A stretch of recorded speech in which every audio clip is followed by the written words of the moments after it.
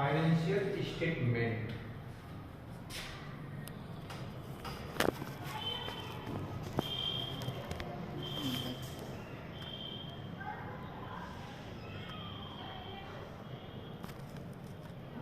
वित्तीय विवरणियां, देखिए जो सत्र होता है तो कब से कब स्टार्ट होता है, फाइनेंशियल कब से स्टार्ट होता है, तो आपका जो फाइनेंशियल होता है अप्रैल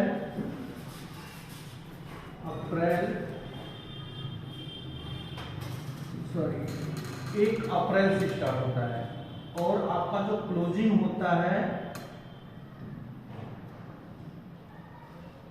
31 मार्च को बंद होता है, ठीक है। तो फाइनेंशियल जो स्टेटमेंट होता है, अब इसकी जो वित्तीय विवरणियां होती है, तो हमारा जो फाइनेंशियल स्टेटमेंट 1 अप्रैल से स्टार्ट होता है और यह जो बंद होता है 31 मार्च। अब ये फाइनेंशियल स्टेटमेंट 3 प्रकार की होती है। पहला आपका होता है प्रॉफिट एंड लॉस, और दूसरा आपका होता है बैलेंस शीट, और तीसरा आपका होता है ट्रायल शीट बैलेंस, ठीक है। प्रॉफिट एंड लॉस को बोलते हैं लाभ हानि विवरणी।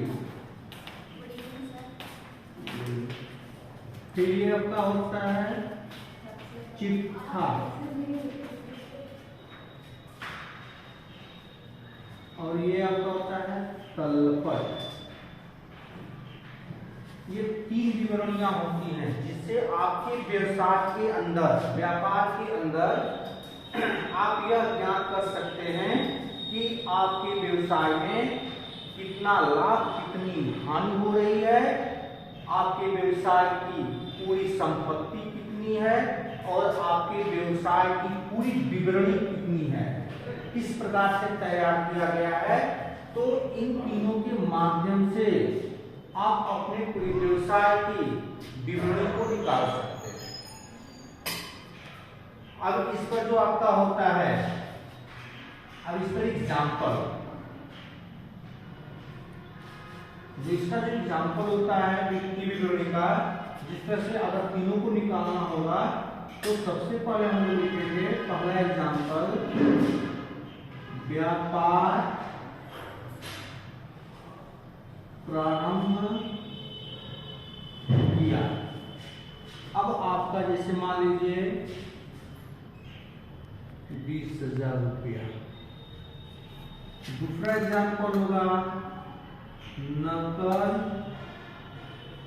माल क्रय किया, मान लीजिए 5,000 रुपया। तीसरा आपका हो गया नकद माल विक्रय किया 8,000। चौथा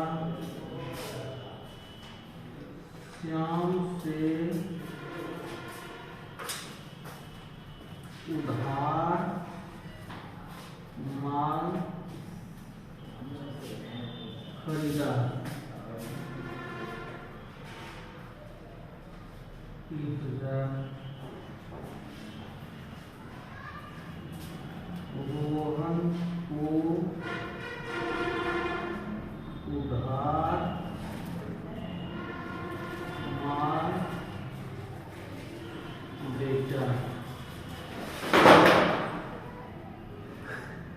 5,000।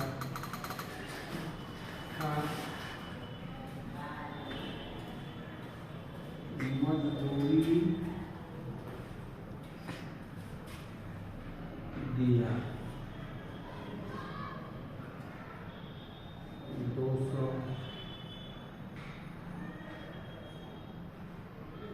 गाड़ी भाड़ा दिया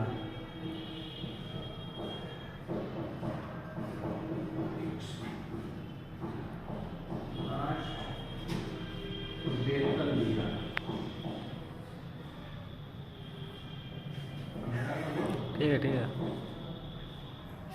और इसे जूम करना देखना लिया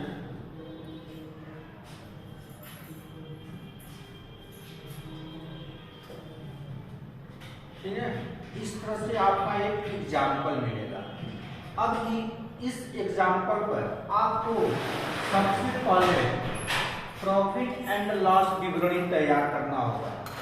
तो सबसे पहले प्रॉफिट एंड लॉस की जब विवरणी निकालते हैं तो इस एग्जाम्पल के अंदर यह देखते हैं कि आपके व्यवसाय के अंदर आय और व्यय दोनों जो विवरणी बनाई जा रही है, आय और व्यय की जो विवरणी होती है, अब उसको किस तरह से ज्ञात करेंगे कि आपके व्यवसाय के अंदर कितना लाभ और कितनी हानि हुई है। तो अब यहाँ पे सबसे पहला जो स्टेटमेंट है हमारा प्रॉफिट एंड लॉस।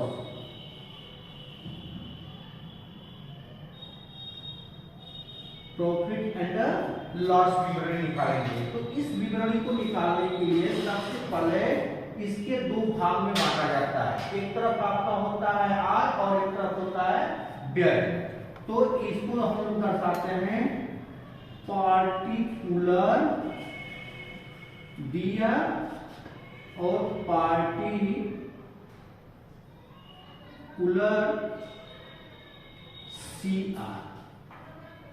ये दो विवरणी, एक तरफ आपका आय हो गया और दूसरी तरफ आपका क्या हो गया व्यय। तो जितनी जो आपकी व्यय होती है उस विवरणी को लिखा जाता है। तो जो आप एक्सपेंसेस करते हो, खर्च करते हो, तो सबसे पहले हमारा होता है परचेज अकाउंट जो होता है। तो इसमें परचेज अकाउंट में अपने विवरणी को यह देखते हैं कि आपका नगद और उधार दोनों जो विवरणी परचेज की गई है दोनों का वैल्यू कितना है। तो 5000 और 3000 दोनों की विवरणी को जब जोड़ते हैं तो आपका यहाँ पर निकलता है 8000। फिर इसके बाद आपका जो होता है व्यय विवरणी में डायरेक्ट एक्सपेंसेस जो एक्सपेंसेस जो आपको होते हैं, जो खर्च, ये दो प्रकार के होते हैं। एक प्रत्यक्ष रूप का खर्च होता है और एक अप्रत्यक्ष रूप का। तो जो हम लोग प्रत्यक्ष खर्च करते हैं उसको बोलते हैं डायरेक्ट एक्सपेंसेस। तो अब इसमें देखेंगे अपनी विवरणी में कि कौन से प्रत्यक्ष खर्च हैं। तो आपका एक मजदूरी हो गया और एक आपका गाड़ी भाड़ा हो गया। दोनों को जब जोड़ेंगे तो आपका टोटली 1200 रुपया हो जाएगा। हो गया। फिर इसके बाद आपका निकलता है व्यय की तरफ। देखते हैं व्यय की तरफ आपका होता है सेल्स अकाउंट। तो जो सेल्स होता है तो टोटल सेल्स अपनी विवरणी देखेंगे कि ये जितना जो नगद बेचा गया है और उधार, तो 8 और 5 दोनों को जोड़ देंगे तो 8 5 1300। फिर इसके बाद आपका जो होता है डायरेक्ट एक्सपेंसेस हो गया। फिर इसमें ग्रॉस प्रॉफिट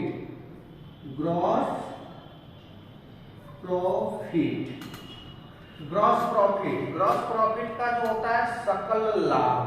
अब इसमें करते जाएं कि जितना आपका आय होता है उस आय में से व्यय को माइनस कर देते हैं।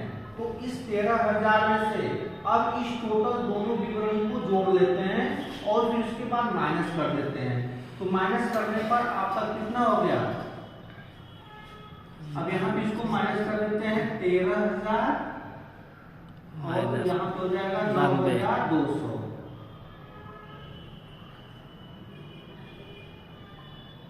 तो इसको माइनस करेंगे 8 12 में से 9 गया 3,800। तो टोटल आपका हो जाएगा 3,800। ये आपका हो जाएगा ग्रॉस प्रॉफिट। फिर इसके बाद आपका होता है इनडायरेक्ट एक्सपेंसेस। अब इनडायरेक्ट एक्सपेंसेस जो आपका होता है अप्रत्यक्ष खर्च। तो अप्रत्यक्ष खर्च क्या है, आपका वेतन जो महीने में दिया जाता है। तो ये आपका हो गया 2,000। अब इसके बाद आपका होता है नेट प्रॉफिट। अब इसमें क्या करते हैं कि आपका जितना ग्रॉस प्रॉफिट होता है, ग्रॉस प्रॉफिट, उसमें से 3800 में से जो आपका अप्रत्यक्ष होता है, जो इनडायरेक्ट एक्सपेंसेस, उसको माइनस कर देते हैं, तो आपका टोटल बच गया 1800। अब 1800 आपका क्या हो गया, नेट प्रॉफिट हुआ।